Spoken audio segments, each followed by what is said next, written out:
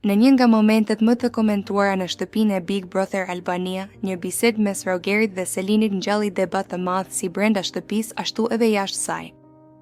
Pyetja direkte e Rogerit, me sa veta ke bërë seks, u konsiderua nga shumë shikues si tepër personale dhe provokuese, sidomos duke pasur parasysh faktin që çdo bisedë transmetohet dhe komentohet publikisht. Ky moment solli në vëmendje një çështje të rëndësishme, kufit mes kuriozitetit, strategjisë së lojës dhe respektit për privatësinë personale.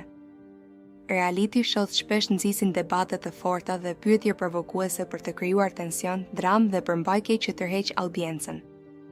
Megjithatë, kur diskutimi prek jetën intime të një personi, situata bëhet më delikate. Në shoqërinë shqiptare, temat që lidhen me jetën seksuale vazhdojnë të jenë tabu për shumë njerëz. Një pyetje e tillë e bërë në një ambient të transmetuar 24/7 mund të vendos personin në pozitë të vështirë, duke e ekspozuar ndaj paragjykimeve dhe komenteve të ashpra në rrjetet sociale. Për këtë arsye, reagimet e publikut ishin të ndëra, disa e panë si lojë dhe guxim, të tjerë si mungesë respekti. Nga ana tjetër, formati i Big Brother shpesh i shtyn banorët të dalin nga zona e tyre dhe rehatisë. Pyetjet personale mund të përdoren si strategji për të testuar karakterin e tjetrit, për ta vënë në siklet ose për të nxjerrë reagime emocionale që ndikojnë në dinamitën e grupit. Në këtë kontekst, veprimi i Rogerit mund të shihet si pjesë e lojës, por kjo nuk e përjashton debatin mbi etikën.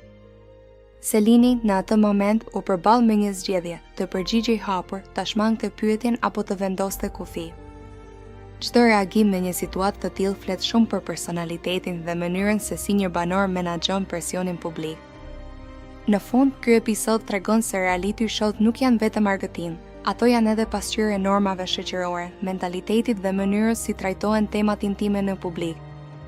Pavarësisht debatit, një gjë mbetet e qartë: respekti për privatësinë dhe dinjitetin personal duhet të jetë gjithmonë prioritet, edhe në një lojë ku gjithçka duket se lejohet. Nëse dëshiron, mund ta kthej këtë në një analizë edhe më të thelluar mbi ndikimin e reality show-ve në kulturën shqiptare.